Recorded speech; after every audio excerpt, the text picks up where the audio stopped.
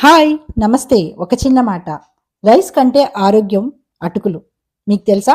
బరువు తగ్గాలనుకునేవారు కంపల్సరీ వారానికి 2 సార్లైనా ఈ అటుకులని మన డైట్‌లో తీసుకోవాలి. రక్తహీనత, కీళ్ళ నొప్పులు, శారీరక బలహీనత, అలసట అన్నీ పోతాయి. పిల్లలకైతే ఐరన్ లాగా పనిచేస్తుంది.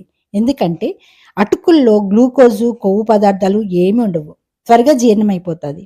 అట్లాగే బరువు తగ్గాలనుకున్నప్పుడు పోహాగానో లేదా ఇట్లా పాయసం గానో తిన్నట్లయితే చాలా ఆరోగ్యం.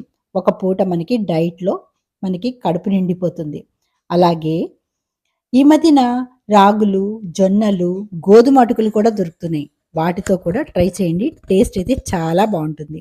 నేనైతే అటుకుల పాయసం తయారు చేశాను. టేస్ట్ చాలా బాగా కుదిరింది. మీరందరూ కూడా ట్రై చేయండి. అట్లాగే మీరు ఎట్లా ట్రై చేశారో నాకు కామెంట్ చేయండి. Thank you for watching. Please subscribe my channel. Thank you.